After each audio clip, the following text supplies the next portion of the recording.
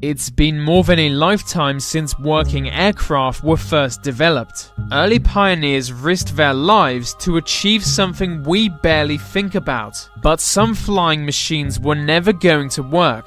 I think we should focus on them just because they're funny.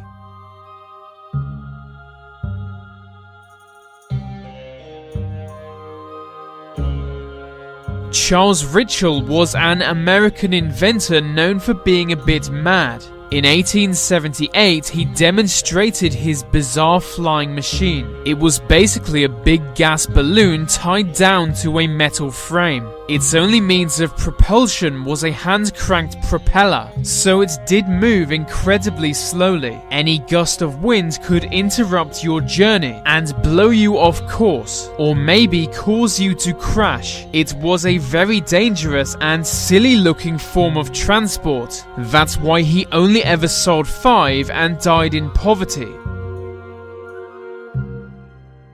This strange machine was an attempt to create the first ever working helicopter. It was 1862 and the American Civil War was still ongoing. It was actually developed by the Confederate side. They knew it gave them a much better chance of victory, enabling them to break through Union defenses. They conceived many different flying machines on paper and attempted to build some in real life. Luckily, none of their flying machines were successful, although they did use small hot air balloons for scouting.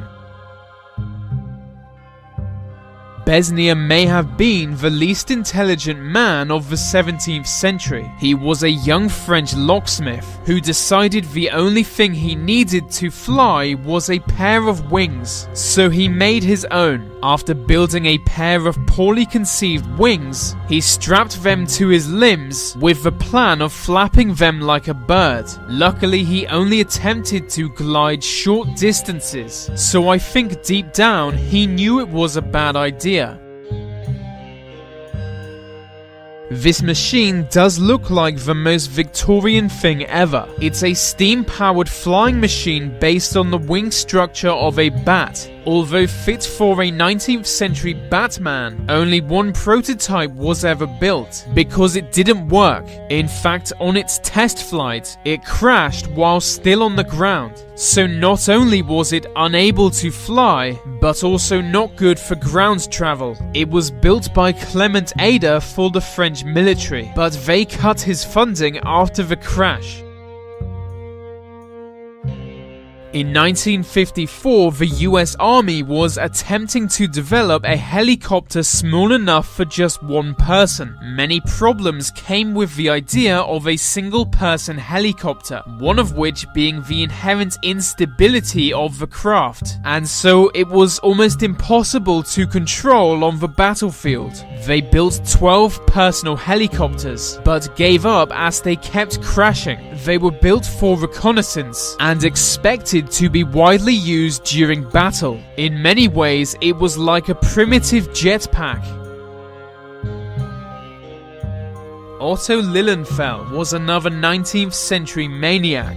Known as the Glider King, he developed many different structures of glider and tested them himself. He studied the flight of various birds and attempted to model them while building his gliders. But humans are very different from birds, and he crashed during a glider test in 1896. It was a 50-foot drop, and he died of injuries the next day. On the bright side, he was featured as a great scientist in the video game Civilization Revolution. It was a great game. In 1883, Alexandre Goupil had the idea of combining a steam engine with a glider. Soon after, the Goupil flying machine was born, a propeller-driven glider capable of flying 2 men over short distances. It was able to fly at 14 miles per hour, which was better than most others, but it was still incredibly dangerous and ridiculous looking, so they never caught on. Some airplanes can land on water, but have you ever seen a flying boat? There was an attempt to create a flying boat in 1921. They basically took a 100-passenger vessel and transformed it into an airliner with 9 wings and 8 massive engines. In 1921, this project died when it crashed during its second test flight and was completely destroyed. It was just poorly designed, so no more were ever built, but there have since been successful attempts to create flying boats. They were used commonly up until the Second World War, when regular airlines exceeded them. Towards the end of the Second World War, the German military was getting desperate. They were using newly developed cruise missiles against the Allies, but their accuracy was poor, so they developed a pilot-operated version of the missile. It was for suicide missions. Pilots would literally fly it into their target. If lucky, they would parachute out of the craft before it exploded. Initial testing showed them to be quite effective, but in 1945, it was decided that Germans don't do that kind of thing. Hitler didn't approve of suicide missions, which is fantastic irony.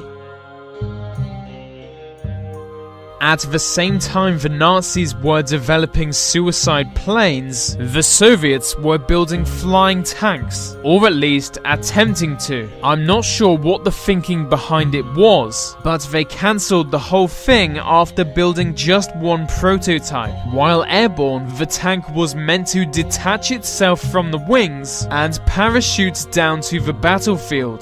The crew would parachute down separately and operate the tank.